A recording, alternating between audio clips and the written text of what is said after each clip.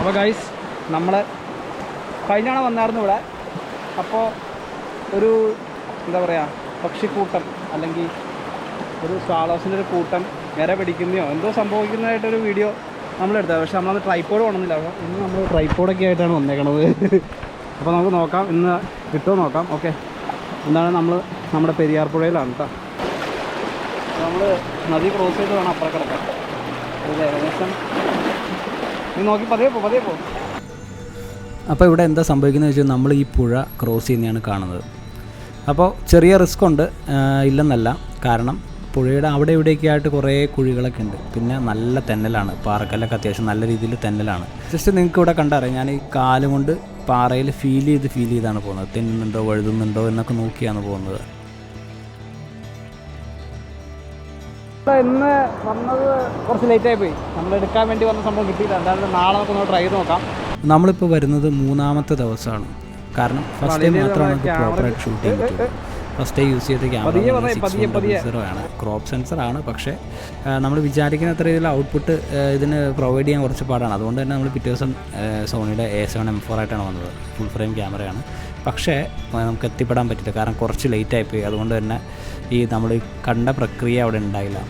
അപ്പോൾ ഇവിടെ എന്ത് സംഭവിക്കുന്നതെന്ന് വെച്ച് കഴിഞ്ഞാൽ ഈ കാണുന്ന പുല്ലും അല്ലെങ്കിൽ ഈ പുഴയുടെ ഇടയിൽ നിന്നൊക്കെ ചെറിയ ചെറിയ ലാർവ അതോ എന്തോ ഒരു ഇൻസെക്റ്റോ ഹാച്ച് ചെയ്തിട്ട് പറന്ന് മുകളിലേക്ക് പോകുന്നുണ്ട്. അപ്പോൾ അവയെ ഹണ്ട് ചെയ്യാനായിട്ടാണ് ഈ സ്വാളോസ് ഇങ്ങനെ വരുന്നത്. അതിൻ്റെ കൂടെ നമുക്ക് തുമ്പികളെയും കാണാം. അപ്പോൾ ധാരാളം തുമ്പികളും സ്വാളോസും ഈ ചെറിയ ചെറിയ പ്രാണികളെ പിടിക്കാനായിട്ടാണ് വരുന്നത്. നമുക്കിത് പ്രോപ്പറായിട്ട് കാണാൻ പറ്റില്ല, പക്ഷേ ഇതായിരിക്കുമെന്നാണ് എൻ്റെ ഒരു കണക്കൂട്ടൽ. അപ്പോൾ എന്താണെങ്കിലും നിങ്ങൾക്ക് എന്തെങ്കിലും ഐഡിയ ഉണ്ടെങ്കിൽ ഒന്ന് കമൻറ്റിൽ ഷെയർ ചെയ്തേക്കും.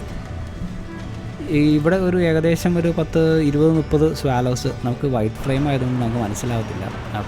എന്നാലും നമുക്കൊരു 10-20-30 സ്വാലോസ് ഇവയെ ഹണ്ട് ചെയ്യാൻ അല്ലെങ്കിൽ ഇവയെ തിന്നാനായിട്ട് ഈ ഏരിയയിൽ കൂട്ടം കൂടി ഇങ്ങനെ വന്നിട്ടുണ്ട്.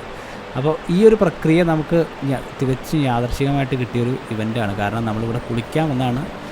കയ്യിലൊരു ക്രോപ്പ് സെൻസർ ഉണ്ടായിരുന്നു, അതുപോലെ തന്നെ ലെൻസും ഉണ്ടായിരുന്നു. ട്രൈപ്പോഡൊന്നും എടുത്തിട്ടില്ലായിരുന്നില്ല. അപ്പോൾ ഞാൻ വെറുതെ എടുത്തതാണ്. എന്തായാലും കുളിക്കാൻ വന്നപ്പോൾ ജസ്റ്റ് ഒന്ന് വെറുതെ എടുത്തതാണ്.